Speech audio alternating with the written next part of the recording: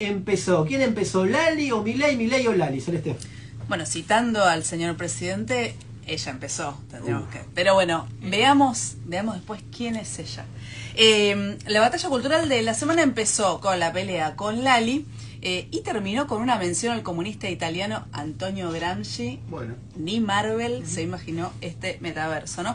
En una charla en esta radio, en Radio Con Vos, entre Ernesto Tenenbaum y Agustín Laje, que Agustín Laje es un referente ideológico del mundo mileísta. De hecho, es autor de varios manuales de estas ideas predigeridas que leemos mucho, ¿no? También en las redes sociales y que escuchás cuando te cruzás con algún seguidor de Milei.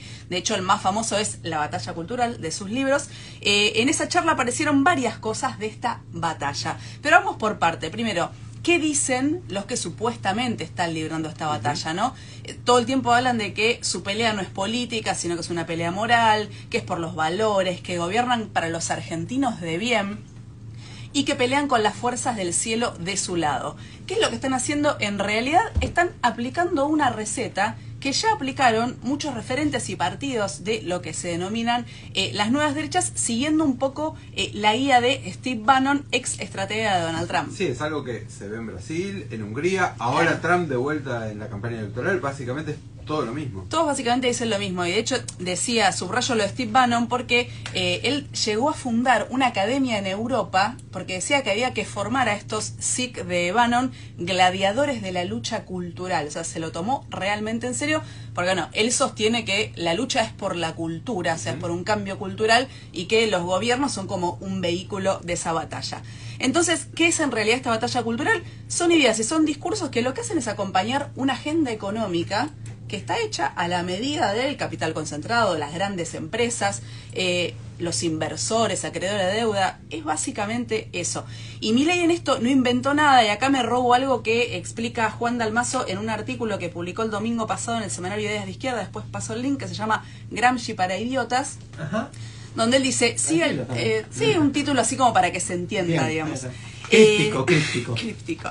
Él dice que sigue al pie de la letra el manual de Margaret Thatcher, de esto de la libre empresa como la garantía del progreso, lo de identificar a los pequeños propietarios con la gran propiedad, como si todos, digamos, fueran más o menos lo mismo, privaciones de hoy como la garantía de la abundancia del mañana. Todo esto presentado como la única alternativa posible al estatismo. Ella en su momento, Margaret Thatcher, lo presentaba como el colectivismo. O sea que Thatcher sería el verdadero, ella empezó con esta idea de la batalla cultural. ¿Qué ingredientes tiene esta receta que les decía al principio? Una es moralizar las discusiones políticas. Esto de que en realidad todo es un enfrentamiento del bien contra el mal, obviamente esto de argentino, ¿no? Los argentinos de bien, de darle mucha relevancia a discursos místicos o religiosos, esta idea de yo soy candidato porque soy elegido, referencias bíblicas, el libro de los Macabeos. Tengo una misión. Tengo una misión, bueno, la fuerza del cielo. Más político, digamos, buscar el respaldo del Papa, ¿no? Después de haberse peleado, buscar un poco ahí amigarse. El segundo ingrediente es la reacción. Milei y La Libertad Avanza utilizan prejuicios reaccionarios, o sea, en un sentido bastante literal, es decir, que son reacciones a movimientos y a cambios sociales que sucedieron o están sucediendo. Uno muy conocido es el antifeminismo, o alentar, por ejemplo, discursos de la vuelta a la familia tradicional, que es una imagen que está muy identificada con esta idea de un momento en el que todo estaba en su lugar, un orden natural que, dicen ellos, ¿no? El movimiento feminista, el movimiento LGBT, vino a destruir, ¿no? Que es este signo igual entre varón proveedor, mujer, familia, hogar.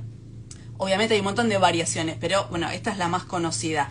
El tercer ingrediente son los enemigos, ¿no? ¿Contra quién te peleas?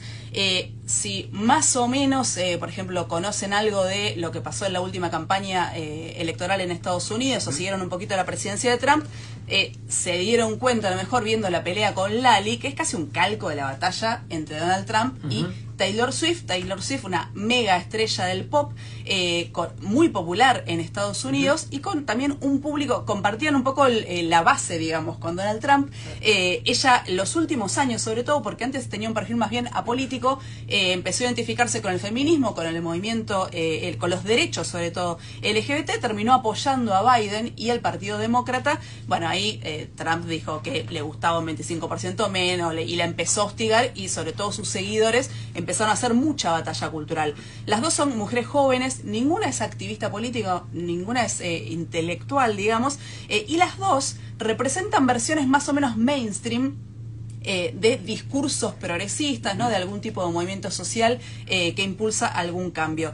Y sumo el elemento, aunque no sea, digamos, un ingrediente, pero es algo que les da, digamos, un poquito de ventaja en esta batalla cultural a las nuevas derechas, que es el neoliberalismo progresista. Y sumo este elemento que, de alguna forma, Agustín Laje, en la entrevista con Ernesto Tenenbaum, lo mencionó, y lo que más bronca me dio es que debo reconocerle que eligió ejemplos muy atinados para explicar el problema. Obviamente lo hizo desde su punto de vista, que es de derecha, con un objetivo que no tiene nada que ver, pero tenía bastante razón en las cosas que decía.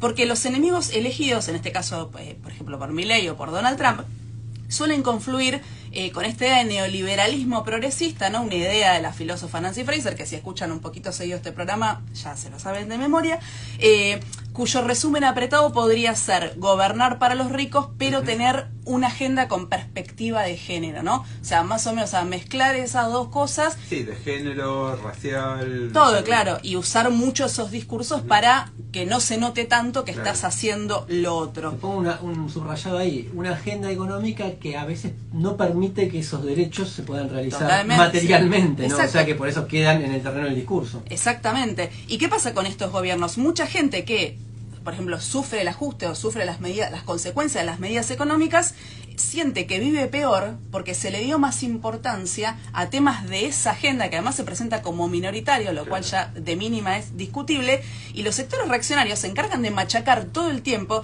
de que sí, vos vivís peor porque un gobierno se encargó, por ejemplo, de luchar contra la violencia machista o de legalizar el derecho al aborto sin tener absolutamente ninguna prueba, y no, por ejemplo, porque se gastó 2 veces más en pagar los intereses de la deuda que, por ejemplo, en invertir en salud pública, que sería un debate mucho más interesante. Algo de esto es lo que pasa, por ejemplo, con la victoria y en los festejos del cierre del INADI, en un contexto, o sea, en el que no se discute, por ejemplo, si el INADI era efectivo o no, si cumplía su objetivo, cómo se hacían las cosas, sino que, bueno, simplemente esto está identificado con mis enemigos, bueno, rompámoslo. Lo último, cierro con esto, ¿qué hacer? Acá hay un montón de opiniones muy encontradas. ¿Hay que participar de la batalla cultural? ¿O esto es un show para no hablar sobre lo que es realmente importante? O si son relevantes los debates en las redes sociales, donde hay poquitas voces sobre representadas y muchas voces que no existen. Obviamente es una discusión que tiene muchísimas aristas. Yo me inclino a pensar que no hay que minimizar ninguno de estos debates. Creo que no hay que dejar de discutir ninguno de los prejuicios que se reproducen todo el tiempo, porque aunque muchas veces se instalan estas ideas o estos debates en micromundos virtuales, a su vez se está retroalimentando todo el tiempo los medios masivos de comunicación, la propia conversación social, que también muchas veces se expresa de alguna forma en las redes sociales y en los propios medios, y sobre todo porque muchas veces cuando se habla de una cosa que parece insignificante, en realidad se está hablando de muchas otras a la vez.